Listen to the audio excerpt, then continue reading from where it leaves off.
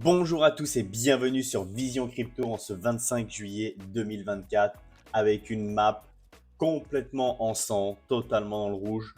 Alors, on va aller voir. Si vous n'avez pas vu ma quotidienne de hier, allez la voir, vous allez comprendre un petit peu ce que j'avais dit et ça s'est un petit peu réalisé. Et donc du coup, on va aller voir tout ça, où est-ce qu'on peut aller, ce qui se passe, la pression qu'on a, et on va checker ça aujourd'hui. Donc la map, hein, vraiment pas belle, on va pas s'attarder dessus. C'est ce qu'on veut plus voir, ce qu'on aimerait voir, c'est que du vert maintenant. Mais voilà, il va y avoir encore quelques mois peut-être un peu difficiles avant d'avoir l'euphorie qu'on attend tous et avant de voir des beaux jours. Sur les volumes, donc Bitcoin, ça va à 33 milliards. Ethereum, pas mal du tout, hein, 21 milliards, mais on va voir pourquoi. Bah forcément, hein, là maintenant qu'il y a les ETF, le volume Ethereum va, de toute façon, va être plus haut que d'ordinaire. Alors, on va voir notre ami BTC. Donc, notre ami BTC, puisque c'est lui qui dicte la loi, qu'est-ce qu'il a fait? Eh bien, on a comblé l'imbalance, hein. Hier, je vous avais dit qu'il y avait de fortes chances qu'on comble l'imbalance. Bah voilà. Donc ça, vous voyez ça ici, ces petits traits là qu'il y a ici, c'est les imbalances. Là, imbalance là, imbalance là, imbalance là. Donc à chaque fois, voilà. Donc imbalance, il est comblé, ça y est. Ce qu'il faut se dire, c'est que vous voyez, il y a des imbalances qui n'ont pas été comblées. Celui-ci n'a pas été comblé. Euh, pour les personnes qui me suivent, vous savez, il y a pendant toute cette hausse là, ici, j'arrêtais pas de dire, bah, possiblement, moi j'ai mon plan, on va revenir ici, on va combler l'imbalance, on va aller chercher la RLZ longue, on va combler le gap CME, tout ça, tout ça, tout ça, tout ça. Et bah, pour le moment, non, hein, on n'y a pas été. Il y avait des divergences baissières, il y avait tout, mais on n'y a pas été. Et donc, justement, il y avait beaucoup de personnes qui étaient dans le même biais que moi. Et, et, et comme je vous dis souvent, le marché fait à l'inverse de ce que pense la masse. Et c'est pour ça qu'il faut toujours se sentir un peu à l'aise. Si on ne se sent pas à l'aise à le faire, c'est pour ça qu'ici, je n'ai ni shorté ni long parce que je ne savais pas. Et quand je ne sais pas, eh bien, j'évite de trader. Voilà, je fais pas d'overtrading, c'est-à-dire de trop de trading. Donc voilà un petit peu. Donc ça saigne. Je pense qu'on peut aller encore plus bas parce qu'il y a une grosse pression baissière. Et donc je pense véritablement qu'on peut aller chercher ce gap CME encore. Comme je vous ai dit, vous voyez, à chaque quotidienne, je laisse mon schéma de trade parce que mon scénario n'est pas invalidé. Je vous ai dit que le temps qu'on passait pas au-dessus ici, qu'on passait pas de plus haut et qu'on consolidait pas au-dessus, mon trade n'était pas invalidé. Surtout que si on fait un peu d'analyse, alors hors nouvelle, hein, il y a toujours bien deux choses. Je vous parle toujours au niveau graphique parce que il y a l'analyse technique et il y a l'analyse macroéconomique et l'analyse fondamentale. Donc du coup, ce sont des choses différentes, tout ça. Et donc du coup, euh, on peut faire que certaines analyses. Moi, j'aime bien analyser les graphiques déjà avant d'aller voir les nouvelles déjà. Et comme ça me permet de voir un petit peu où le marché pourrait aller. Et ensuite, les nouvelles macros, pour moi, c'est est-ce que les nouvelles macros valident ce que je vois sur le graphique ou pas. Ben, on est tous différents, hein. Attention, il n'y a pas de technique miracle, il n'y a pas de. Le but, le seul truc, c'est qu'il faut avoir un plan, on le suit, point. Point final. Voilà. Il n'y a pas. Ceux qui analysent que la macroéconomie et qui traitent avec la macroéconomie, ce sont pas les meilleurs. Ceux qui font que de l'analyse fondamentale, ce sont pas les meilleurs. Bref, c'est vraiment propre à chacun. Toutes techniques peuvent fonctionner. Au niveau du trading, le seul truc, généralement, c'est l'humain, c'est les conneries qu'on peut faire, l'impatience qu'on peut avoir et ne pas suivre son plan et son money management. Point. Le reste, les techniques, il y en a 50 000. Enfin bref, petite parenthèse, on repart. Donc, je regarde souvent les graphiques. Donc, je m'étais dit qu'on allait le combler là. Je pense qu'on peut toujours aller combler là, qu'on peut aller dans la RLZ longue et ensuite et combler le gap CME parce qu'il ne faut pas oublier qu'on a ce gap CME ici, vous voyez, qui est énorme. Et en plus, on irait chercher la RLZ longue, donc ça serait Avant une continuité haussière, je trouve que ce serait totalement valable et j'aimerais beaucoup qu'on le compte parce qu'en plus il est énorme. Il est énorme. Donc voilà un petit peu. Donc voilà sur BTC, vous avez mon plan. De toute façon, il n'a pas bougé depuis, pardon, depuis toute cette hausse là. Hein, il n'a pas trop bougé.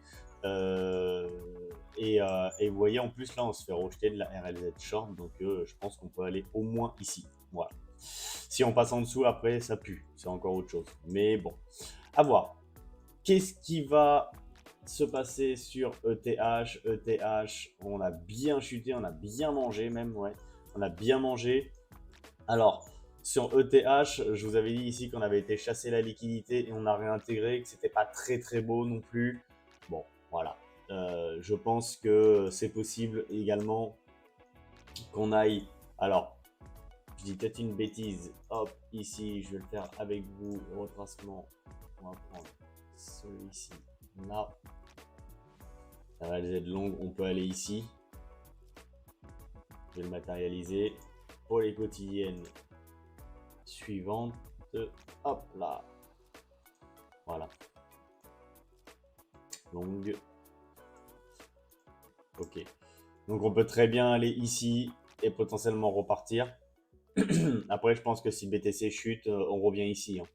Ce qui serait pas plus mal hein, pour moi. Hein, parce que depuis le début également, je vous dis qu'on n'a pas été suffisamment dans la RLZ longue et que ça, pour moi, c'est pas valable. Quoi.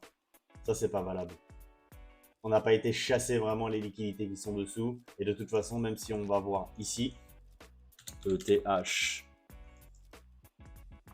on va voir un petit peu. Hop là, 24 heures, ça donnera rien du tout.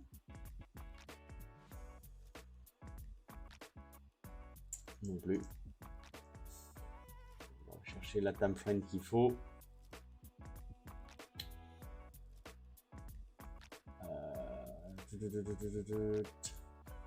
En 12 heures, non. Non, on voit rien. On le verra peut-être pas, mais il y a pas mal de liquidités en dessous. Alors oui, je vous rappelle juste, hein, c'est parce que j'ai la version payante, donc j'ai pas les données exactement. J'ai n'importe quoi. Au contraire, je n'ai pas la version payante, j'ai la version gratuite, donc j'ai pas les données qui sont ultra à jour. Mais vous voyez, ici là, on a quand même du blé là. Hein. Ici, on a de l'argent à aller récupérer. Hein. En dessous des précédents plus bas là, on a des thunes à aller récupérer, vraiment. Donc pourquoi pas aller les chasser avant de repartir véritablement et de faire vraiment une continuité haussière. Ce qui serait en corrélation avec BTC qui redescend ici. Hein. Donc voilà. Donc à voir, dans tous les cas, vous le savez très bien, je ne fais rien pour le moment au niveau de BTC et ETH. Donc là en plus, ouais, il y a le Dixie qui nous embête toujours, qui n'arrive pas à casser au plus bas. Donc pour le moment, c'est compliqué parce qu'on a toujours cette pression ici. Parce que s'il explose à la hausse, ça sera bearish pour nous sur les crypto-monnaies. ETH, alors ça je vous l'avais dit depuis pas mal de temps. Donc on le voit bien d'ailleurs hein, que ETH a pris vraiment très cher par rapport à BTC, vous voyez, boum. Donc ça fait pas mal de temps aussi que je vous le dis. Donc là on est sur Ethereum, Bitcoin. Ça fait pas mal de temps que je vous dis qu'on va aller vraiment pareil sur ce support, faire un retour sur ce support avant de potentiellement refaire une belle structure, breaker à la hausse, pullback et repartir. On va voir si ça se concrétise vraiment. Pour le moment, ça se concrétise pas mal, vous voyez. Je laisse mes traits à chaque fois. Alors même si les traits, je les fais pas, enfin c'est pas un exemple à suivre, hein, ils sont dégueulasses, hein. Mais c'est juste pour vous montrer un exemple. Pour le moment, on suit à peu près le plan. Donc voilà, je ne touche trop rien. Donc voilà, ben forcément, voilà pourquoi tout le marché a mangé. Hein. Donc si BTC chute, de toute façon c'est le patron, le reste suit. Maintenant, allons voir pourquoi. Je crois que j'ai rien trouvé d'intéressant là-dessus. Par contre, ici, alors non, pourquoi déjà? Boum, là. Donc, whale alert, hein, n'hésitez pas à aller le voir. Ça, c'est quand on a des whale alert. En fait, c'est quand il y a des gros mouvements. Et ben, il prévient. Donc, c'est bien sûr les whales, hein, donc les baleines. Donc, du coup, quand il y a des gros mouvements, et ben, on les voit, il nous prévient. Donc du coup 48 000 BTC, ce qui représente plus de 3 milliards. Donc ça c'est MTGOX. Alors bah, vous voyez les commentaires, MTGOX, ils pensent que c'est MTGOX. Oui, de toute façon c'est MTGOX, hein, il y a de très très fortes chances. Donc forcément on a cette pression baissière de MTGOX. Deuxièmement, comme je vous l'ai dit hier, dans la quotidienne, il y a la pression de Grayscale qui vend les... hop là, qu'est-ce que... Ici, voilà, bah, parfait. Les ETF américains au comptant sur Ethereum ont enregistré 133 millions de dollars de sorties nettes. Eh ben, c'est qui ça? C'est Grayscale, hein. Donc c'est les clients de Grayscale qui prennent leur profit. Donc du coup, eh ben, c'est pareil, ça crée une grosse pression baissière. Donc entre MTGOX et Grayscale, eh ben, il y a une grosse pression baissière d'une façon générale. Et donc le temps que ça ne sera pas épuré, je pense qu'on aura toujours cette pression baissière. Et en plus, ça permet de calmer un peu tout le monde parce que on était vraiment, je vous l'avais dit aussi ça, je ne sais plus dans quelle quotidienne, qu'on était vraiment trop haut ici. Là, on avait trop repris confiance, on était à plus de 70, on était à 74, 75, on avait un peu trop repris confiance. Et donc, il allait falloir calmer un peu tout le monde. Bah, et encore, hein, on est 68. Hein. Pour moi, on est encore beaucoup trop haut. Il va falloir qu'on recalme un peu tout le monde ici. On le voit ici, là, les positions restent ouvertes. Il y a des longues. Pour moi, je vois qu'il y a de plus en plus de longues qui arrivent sur le marché. Les fundings restent assez élevés, entre guillemets. Ils sont relativement bas, attention. Ils sont relativement bas, mais on voit que là, ils continuent à partir à la hausse. Pareil, le ratio long-short. Les longues, ça c'est les longues qui se sont fait liquider là, sur ce mouvement, ce qui est normal. Donc du coup, voilà. Mais l'open interest reste élevé et voilà. Ici, là, pour moi, ça là. Donc ça, l'open interest, hein, pour ceux qui ne comprennent pas, c'est les ordres qui sont ouverts. C'est ce qu'il y a plus ou moins d'ordres. Voilà. Donc là, après cette chute, il y a des ordres qui sont ouverts. Moi, je pense que ça, c'est des longues. Parce que les fundings ne descendent pas, je pense que c'est des longues. Et je pense qu'il y a de fortes chances, du coup, qu'ils se fassent liquider et qu'on ait une deuxième jambe baissière. Je pense qu'il y a pas mal de personnes qui peut-être longuent la RLZ longue ici, hein, qui pensent avoir un rebond et repartir. Moi, je trouve que c'est hyper dangereux, mais bon, après, voilà, il faut bien qu'il y en ait qui perdent pour que d'autres gagnent, hein, c'est comme ça. On va revenir ici sur notre ami BTC au niveau des liquidations. Non, c'est pas en ça, par contre, je le vends en 24. Voilà, donc c'est pareil, ici, il y a toutes ces liquidations à venir chercher. Non, en 24 heures.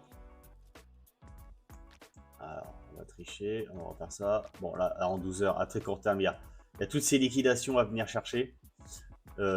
Plusieurs fois, je vous disais aussi, je pense qu'on ira les chercher. Bon, ben, j'ai d'autant plus la conviction puisqu'on a fait cette chute. Voilà, tout ça, c'est à venir chercher. Donc, je pense véritablement qu'on va venir les combler. Donc, voilà un petit peu mon sentiment du marché. Voilà pourquoi on chute.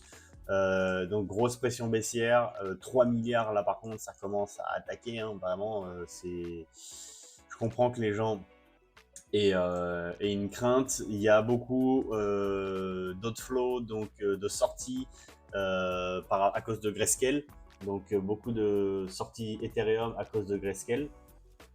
Donc voilà, une autre nouvelle qui est par contre moi je trouve hyper bullish, alors Coinbase, il faut pas se leurrer, ils sont en train de défoncer tout le monde. C'est incroyable. Ils sont à la botte, enfin ils sont à la botte, non. Ils sont plutôt dans les bottes, enfin j'arrive pas à trouver le mot, désolé, mais ils sont bien vus, voilà, on va dire ça comme ça. Ils sont bien vus des institutionnels, ils sont réglementés, et en plus c'est américain, donc forcément, voilà, ça plaît à l'Amérique. Donc il se lance dans le RWA, tout simplement, dans le Real World Asset, à l'instar de BlackRock avec son BUIDL, le Build. Voilà, il s'évolue de fou. Et Coinbase, moi, c'est quelque chose que j'apprécie énormément avec la Layer 2 Base. Ça a beaucoup construit dessus et c'est quelque chose que j'aime beaucoup et que j'utilise énormément. Base, je crois que c'est là où j'ai fait le plus de transactions. Enfin bref, en tout cas, voilà, félicitations à eux et je pense que ils sont complètement leaders incontestés et que c'est vraiment pas fini parce que c'est eux qui négocient avec la finance traditionnelle. C'est eux qui s'occupent généralement des entrées et des sorties pour la finance traditionnelle. Donc voilà, je pense qu'ils ont un très bel avenir si ça continue comme ça. Voilà un petit peu. Donc vous avez tous mes plans. Vraiment, attendez, parce que là, c'est vraiment... ne tradez pas, en tout cas, ne perdez pas votre capital maintenant, ça serait vraiment stupide. Enfin, vraiment stupide, ça serait surtout vraiment dommage, hein. Désolé pour le mot, mais voilà. Vous êtes de plus en plus par contre à me demander des tokens à analyser, donc je pense que je ferai une vidéo, j'attends d'en avoir encore 2 ou 3, je ferai une vidéo globale sur vos crypto-monnaies et on m'a dit qu'il fallait que je donne mes zones de rechargement pour, pour les cryptos que moi je recharge comme Alephium, Flux et tout ça. Alors n'hésitez pas à aller voir parce que euh, euh, déjà allez voir les vidéos, donc les cryptos que j'accumule. Et après, quand je le dis souvent dans les vidéos, ici par exemple, je l'ai dit par exemple sur Alephium que RLZ long et donc que j'allais avoir des ordres d'achat ici, donc que j'ai des ordres d'achat ici. Donc mes ordres d'achat, ils sont où? Ben, par exemple, ici, vous voyez, je dois être sur les 1,35. Allez, Alephium, moi je ne l'ai pas encore marqué ici, mais je suis sur les 1,35 et donc bien sûr je vais dans la RLZ longue. Après que ce soit honnêtement 1,40 ou 1,35, ça change plus grand chose. Honnêtement, c'est vraiment des bons prix. Mais voilà. Mais je pense que je ferai une vidéo là-dessus avec les targets que j'attends actuellement. Surtout qu'on va profiter de la chute encore une fois pour essayer de recharger un maximum. Il faut en profiter de ces chutes-là avant que ça parte parce que le moment où ça va décoller, regardez, on voit Alephium qui nous fait un x2 quand même en 2-3 jours. Enfin, ça c'est énorme. Et quand on va avoir la deuxième hausse du bull run, enfin, ça sera que dalle parce qu'on va faire que ça, que ça, que ça, que ça. Ça va être énorme. Et on attendra des retracements, mais les retracements, enfin, même si on perd 30-40%, une fois qu'on a fait 100%, on s'en fout, quoi, parce que là, c'est ce qu'on va faire hein, d'ailleurs. Hein. Donc voilà, il faudra. Pour moi, il faut profiter actuellement. Bien sûr, ce n'est pas un conseil d'investissement. Faites vos propres recherches et investissez que sur les dossiers que vous comprenez. Voilà. Donc voilà, mais je vous donnerai toutes les targets. Je vais créer une vidéo, je pense, ce week-end. Voilà. Passez une excellente journée. Je suis désolé, je vous laisse sur cette map vraiment pas belle. Ayez confiance, ayez espoir et je pense que on va voir, j'arrête pas de le dire ça, mais on verra du vert avec des très très beaux pourcentages. On verra, faut avoir confiance et on vivra ça ensemble. Et j'ai hâte en plus parce que comme ma chaîne est toute nouvelle, j'ai hâte, je vous montrerai quand est-ce que je vais vendre mes crypto-monnaies, parce que il faudra prendre ses profits. Hein. Donc, enfin, voilà, n'hésitez pas à vous abonner, à liker cette vidéo, à partager cette vidéo, qu'on ait une communauté que je puisse créer. J'ai plein de projets hein, que je puisse créer un Telegram où on échange à l'intérieur. Je veux créer une communauté bienveillante, vraiment, où tout le monde s'entraide. Et voilà, en tout cas, j'ai vraiment hâte. Je pense que il n'y a que des belles choses dans l'avenir de cette chaîne et dans la crypto-monnaie. Passez une excellente journée, j'ai un peu dérivé. Je vous dis à demain pour la quotidienne et surtout, restez curieux. Ciao.